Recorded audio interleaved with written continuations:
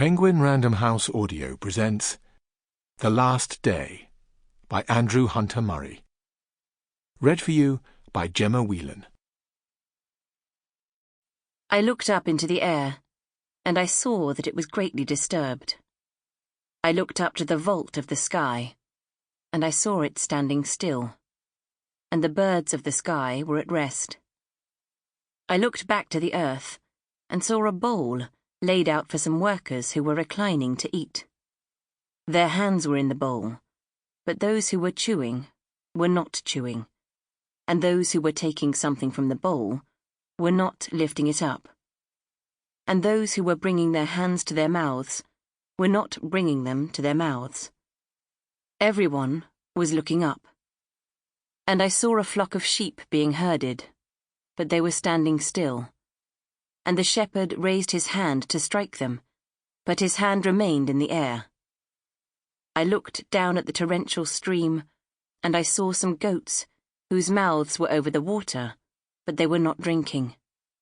Then, suddenly, everything returned to its normal course. The Book of James. Prologue. June. 2:30 a.m., and no signal yet. The American was waiting in his cramped little room, waiting for a pulse that would tell him London was calling. The whole building was boiling hot tonight.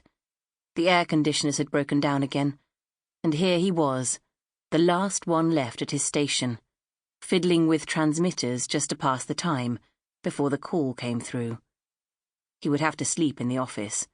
No chance of getting home before he'd have to turn around and come back.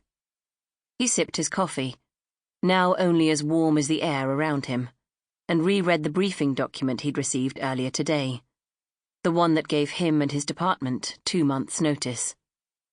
Eventually, 15 minutes later, it came, the trademark rhythm of pulses that told him who was on the line. "Are you there?" The voice was British, hurried and coughing. "Thank Christ, you're 2 hours late. I'm sorry, I thought I was being watched.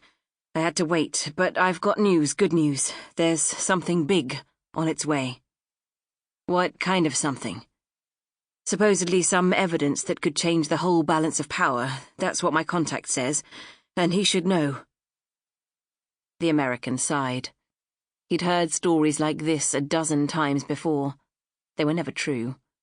The contact always fell through at the last minute, or the secret documents turned out to be the junk from someone's bottom drawer, a mishmash of garbled data that gave nothing away.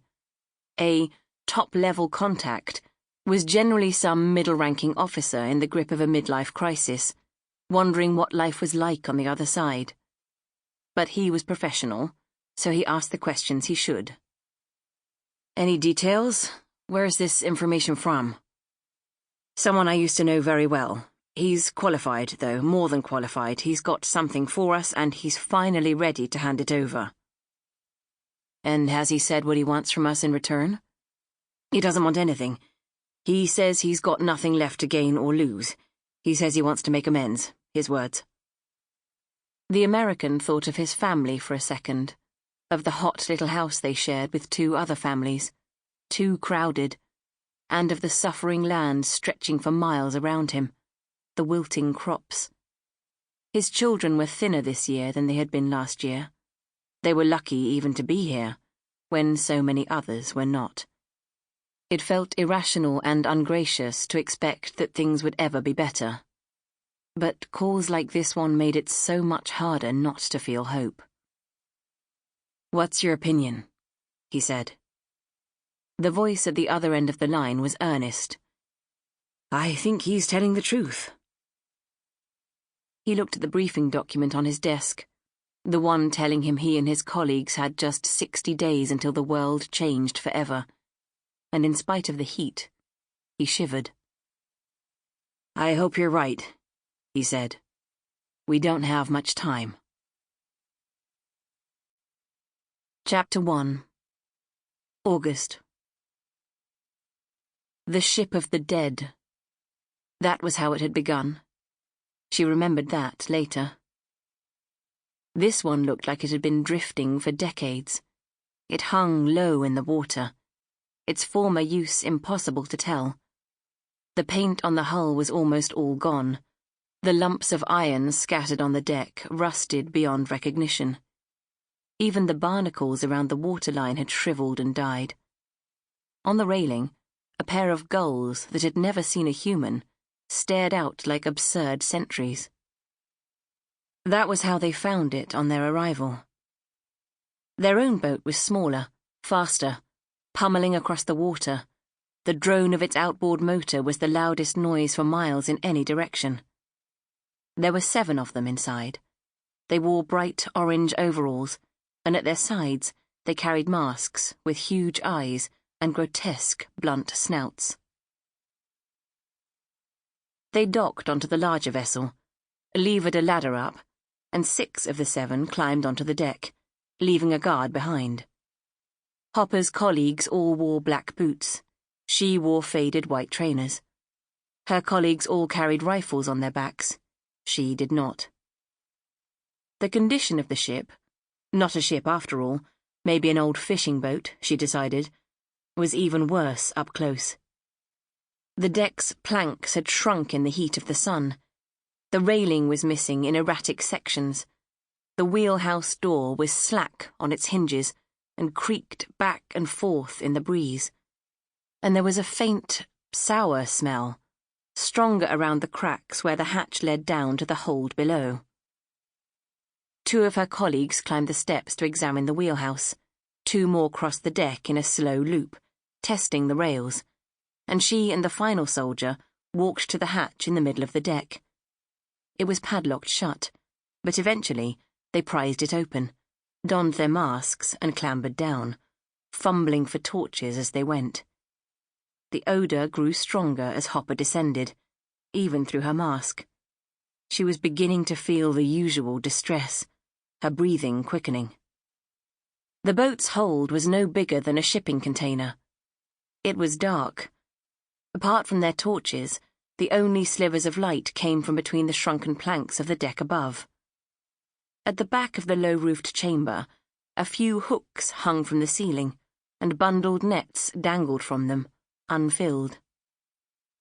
At the front of the hold was a huge pile of empty food tins, a dozen mattresses, and, on top of those, 30 human bodies, rotten almost beyond recognition. Above them, the gaps in the deck striped the scene with floating motes of dust, and the strips of light swayed to and fro with the wallowing of the boat. Her colleague turned, uninterested, and started searching the back of the hold. Hopper shone her torch onto the bodies and forced herself towards them, eventually so close she could nudge the rags aside to better see the skeletons. Mostly men, from the shape of the pelvises, a few women, and, resting in the starboard corner a little way apart from the others, 2 smaller bodies, their sex impossible to tell. She could feel the familiar fingers of panic encircling her throat, and reminded herself, stay calm, stay calm. Appear calm. The bones filling the rags were dark, not shining like bones supposedly did, not clean. Most of the skulls still bore patches of stringy hair. She knelt and rested the beam of her torch on the smallest body, down the line of the arms, onto the tattered fabric wrapping the torso, back up to the skull. Its second teeth had not come through yet. On the floor beside it was a little amulet, a primitive spiral of metal, pierced by a string. A minute later, her colleague appeared beside her and gestured. He had found a cache of unopened tins. They loaded them into his blue canvas sack and moved to the stairs. As he climbed, Hopper darted suddenly back to the smallest body and plucked the amulet from the floor. Back on deck, all 6 clambered back down the ladder to the smaller boat. One of the soldiers attached a lump to the larger boat's side, just below the waterline, and jammed a short stick into it. As the engine coughed into life, he tore off a strip Sample complete. Ready to continue?